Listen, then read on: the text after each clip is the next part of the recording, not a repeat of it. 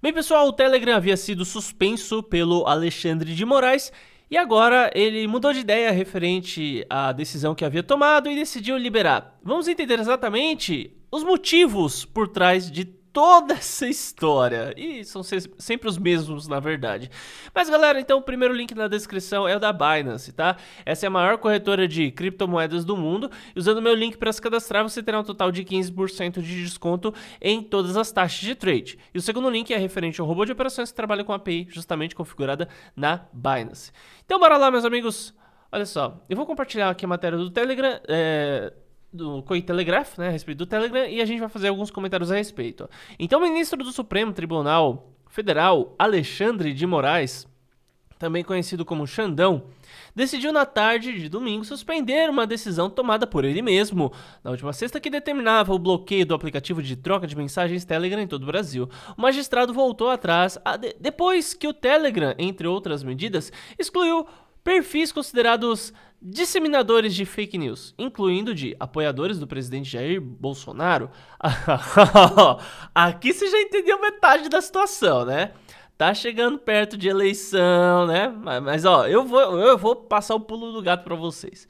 A decisão do magistrado deverá ser informada na segunda 20, eu acho que já deve ter sido, enfim, na Agência Nacional de Telecomunicações, a Anatel.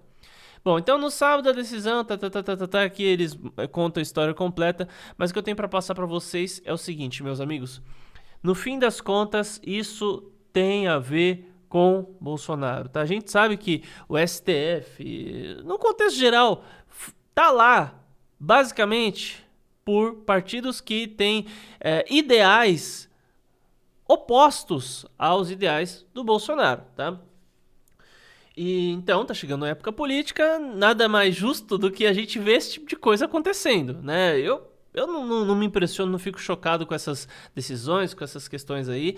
E quanto a fake news, que eu acho que é o ponto central aqui desse material que eu tenho a compartilhar com vocês, o que acontece é o seguinte, a gente tem sempre o discurso oficial, que é o propagado pela grande mídia, né? Eu falo de emissoras como TV Globo, SBT, Record e por aí vai.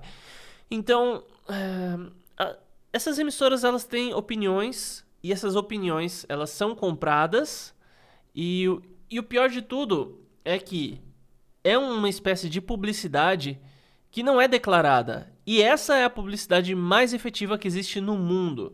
Então, quando você está assistindo um jornal, daí no meio desse jornal, agora vamos para os intervalos comerciais, ou como diria o Faustão, vamos para o reclame do Plim Plim. Daí para o programa, no meio entra um comercial, olha, tenho esse produto aqui, essa carteira que ela é muito boa, ela abre, fecha, guarda cartões. Ou então, olha, tome a picadinha, porque isso fará bem para você e não terá 1.350 efeitos colaterais listados pelos fabricantes, né? Esquece isso. Ou então, olha pessoal, eu sou o político tal e olha, o Brasil tá muito ruim e eu vou ser a solução para tudo. É uma coisa. Mas o que acontece no contexto geral é como que funciona a coisa toda. Eu chego lá, dou meu dinheiro por baixo dos panos para uma determinada empresa, então esse dinheiro sai de uma empresa que você não sabe os donos, porque essa empresa é constituída por um conglomerado de outras empresas que são donas dessa, e essas outras ainda formam uma trilha do dinheiro que um usuário comum não vai conseguir identificar. Daí na ponta disso tudo é que realmente vai estar Lula e seus apoiadores, Foro de São Paulo, tudo qualquer coisa que você possa imaginar. Então, eles têm essa influência sobre um determinado setor privado que movimenta um dinheiro para fazer com que a grande mídia passe um certo tipo de informação. E o que acontece é que você vê todos os canais de televisão, não sei se todos são comprados, não tem como a gente dizer isso, mas os maiores têm uma cara que realmente são. E eles passam essa publicidade como se fosse uma notícia. Daí, eu vou dar um exemplo aqui para vocês. Lembra do programa Mais Médicos, né, que visa pegar médicos de países socialistas, trazer aqui para o Brasil, pagar um valor ínfimo para o médico e uma quantidade exorbitante de dinheiro para o país no qual eles se oriundam.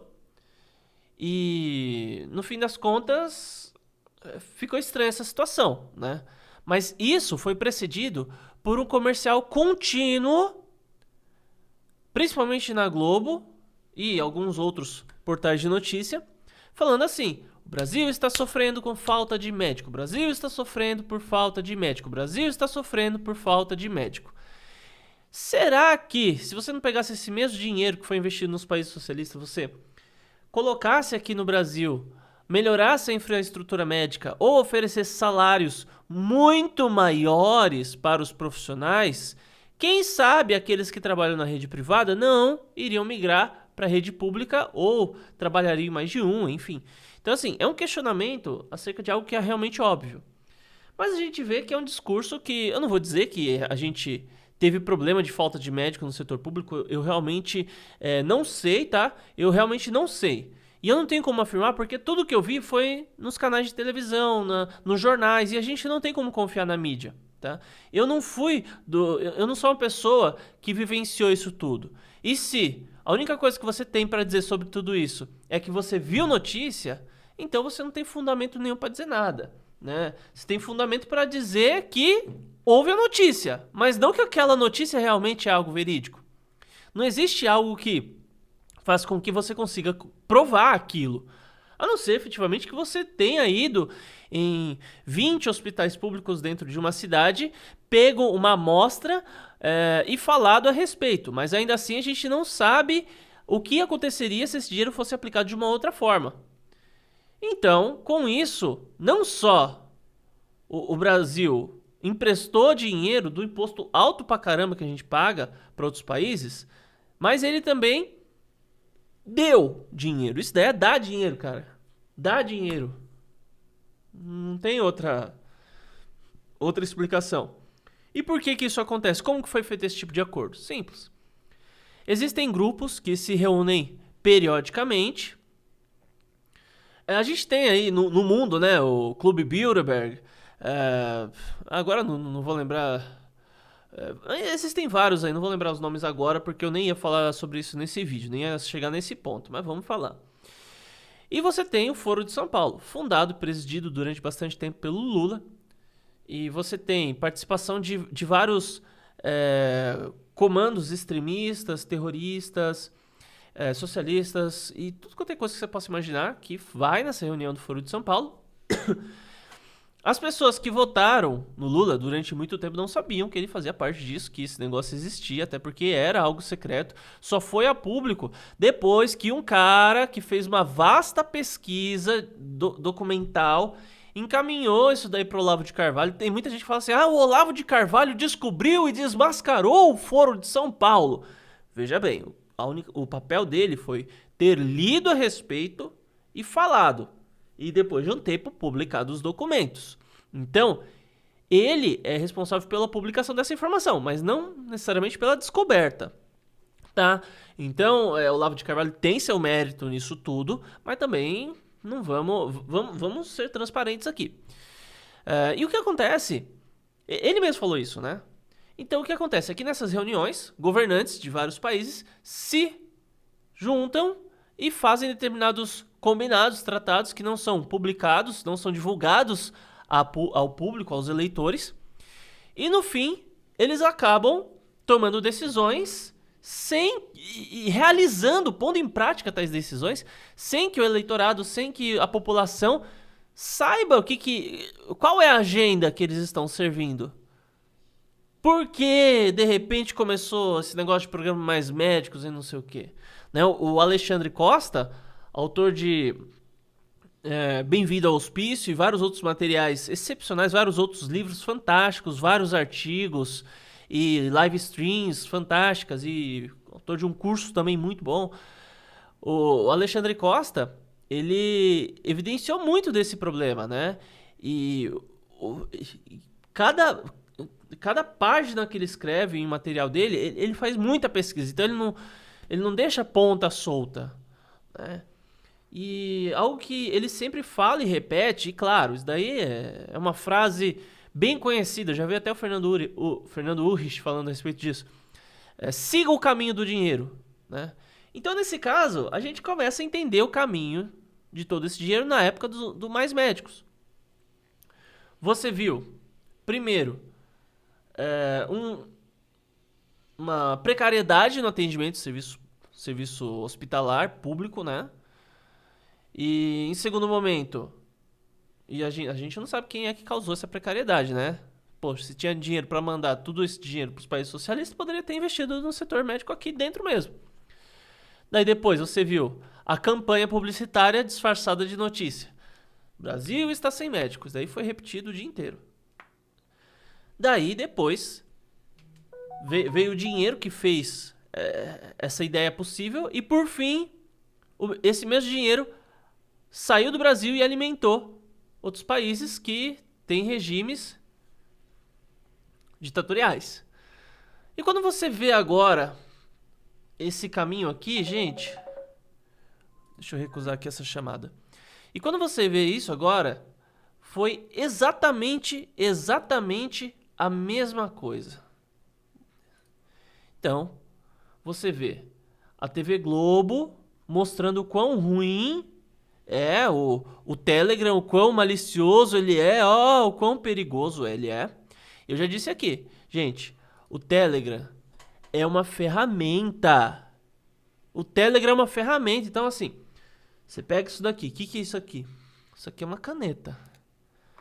E se essa caneta furar alguma coisa que não deveria? Ela foi feita para você assinar, para você escrever, para você marcar alguma coisa. Mas, de repente, alguém pode usar essa caneta de uma maneira inadequada, referente ao seu uso original pelo qual ela foi desenvolvida. Vamos pegar um outro objeto. Uma faca. Uma faca eu posso cortar um pão. Eu posso cortar uma carne.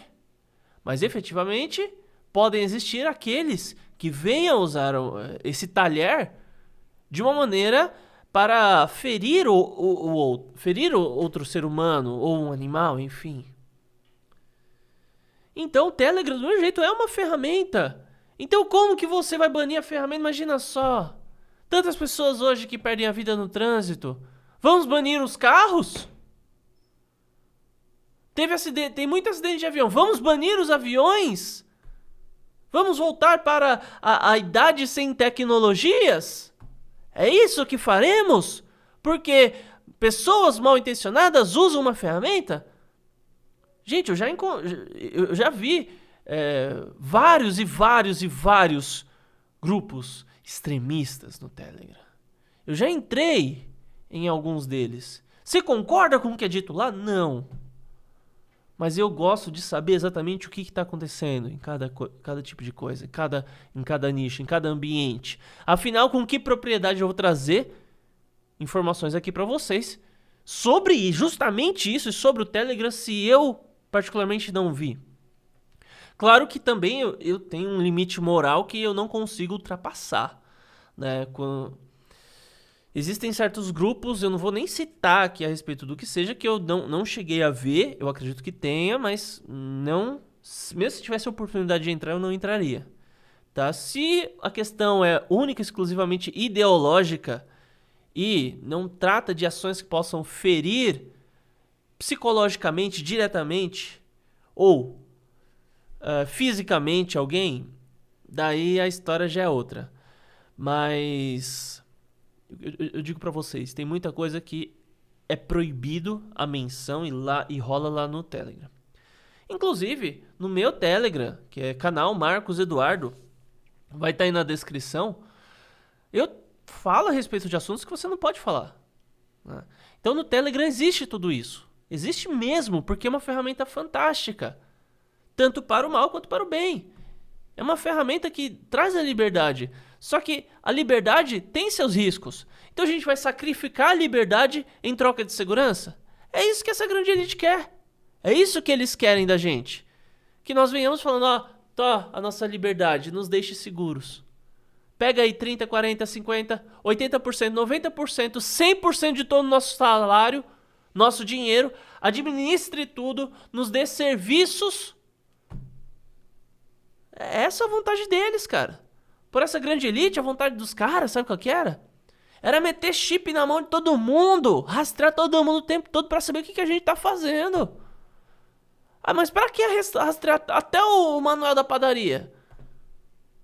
A questão não é um ser humano de maneira individual. É o conjunto, é o todo. Isso é o que traz esse poder a essa grande elite. A esse 1% do 1%. Outro ponto, tá? Outro ponto, não feche o vídeo agora. Só vamos falar desse último ponto. Aqui, ó. Entre outras, exclui perfis considerados determinadores de fake news. Tá? Fake news. Guarda essa palavra aqui. Essa palavra aqui é fantástica. Por quê? Existem muitos pontos e muitas questões que são questões de ponto de vista. Então você pega, por exemplo, a questão aí do Coringa 18, né? Que infelizmente tirou a vida de muita gente, tudo a gente sabe que isso daí realmente aconteceu. Não tem como falar assim, ah, não existe. Olha, pode não existir nos padrões que é apresentado, mas existe. E a gente vê diversos profissionais de saúde que foram boicotados por ter uma opinião diferente. O cara tratou o paciente, teve um determinado resultado em relação a tratar esse paciente, mas quando ele ia falar alguma coisa, ele era boicotado. Teve médico que perdeu rede social. Já ouviu falar de um médico chamado Lair Ribeiro, Dr. Lair Ribeiro?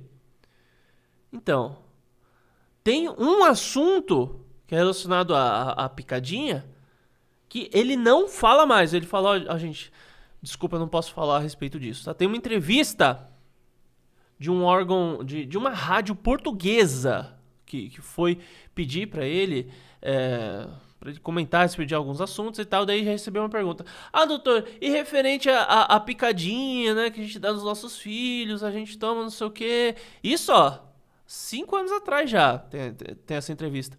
Ele falou assim, olha, eu realmente peço desculpas e como eu preciso preservar minha carreira médica, né, eu não falo abertamente a respeito desse assunto, tá? O que vocês quiserem perguntar eu falo, mas daí eu não posso falar mais.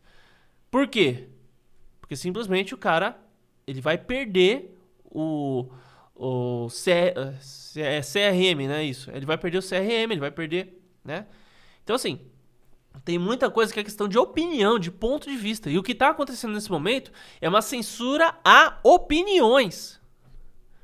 Gente, quantas vezes eu não entrei, vi uma notícia, fui conferir no site de fake news e eles falaram, nos checadores de fatos, eles falaram, não, é falsa essa informação aqui. Só que daí você vai verificar, não é falsa. E tem gente que só lê o título e compartilha, né? Infelizmente esse é o idiota útil. Tem gente que lê o título, lê a matéria e então compartilha. Digamos que essa pessoa não é um idiota, ela apenas não se aprofundou na pesquisa. Tem a pessoa que lê o título, lê a matéria e ainda verifica outras fontes. Dela vai cair no checador de fatos. Ela lê lá o checador de fatos. Tem o cara que lê a notícia, lê a matéria, vai no checador de fatos e vai mais a fundo. Tá? Eu normalmente faço isso quando é algo muito discrepante do discurso que você vê na maioria. Então, falo, não, cara, deixa eu ver esse negócio aqui, deixa eu ver essa informação aqui. Muitas vezes você consegue respostas, muitas vezes você não consegue. Vou citar um exemplo muito legal aqui pra vocês, muito legal.